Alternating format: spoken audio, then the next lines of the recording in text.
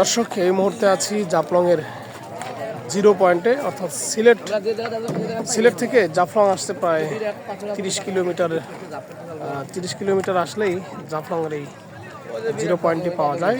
আপনারা দেখতে পাচ্ছেন এই পাশেই বিএসএফদের থাকার স্থান এবং টহল স্থান, এবং এই পাশে আছে বাঙালিদের বিজিবির টহল স্থান। আপনি দেখছেন এই আমাদের বিজিবি ভাই একজন ঘোরাফেরা করছে এবং বিএসএফের 3 জন বর্ডারে ঘোরাফেরা করছে। এই পাশ থেকে একটু দেখানোর চেষ্টা করি। এই পাশ থেকে দেখছেন ইন্ডিয়ান পর্যটকরাও কিন্তু, অর্থাৎ মেঘালয়ের পর্যটকরাও এই যে এই ব্রিজ দিয়ে ওদের পর্যটন এরিয়াতে কিন্তু ঢুকছে।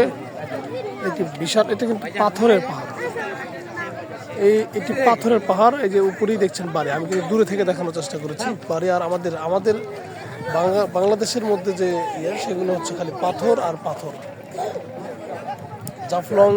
জাফলংয়ে আসলে শুধু পাথর দেখতে পাবেন, প্রচুর পাথর। এই এলাকায় পুরাই পাথর। একটি ঝর্ণা রয়েছে, কিন্তু সেই ঝর্ণাটি কিন্তু এখন পানি আর পড়ে না, ঝর্ণাতে আর পানি নেই। দর্শক, জাফলংয়ে আসবো আর 7 কালার চা খাবো না, এটা তো হতে পারে না। 7টি কালার, তারপর এটা ব্ল্যাক কফি, জাল দেওয়া দুধ, রং চা, দুধ চা, গ্রিন টি, দুধ। উপরে এটা পান চা হবে। এটা কুসুম গরম হয়, দেরি করলে ঠান্ডা হয়ে যায়।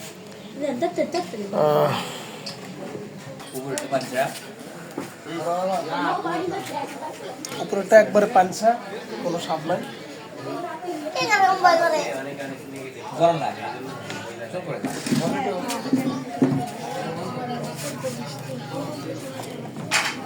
তারপরেরটা একটু মিষ্টি। খাওয়া বাকি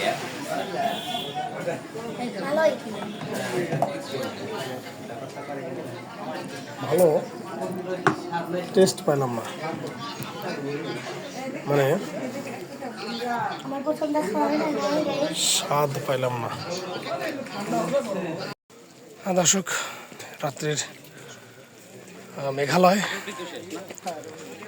সিলেট জাফলংয়ের পাশে মেঘালয় শহর।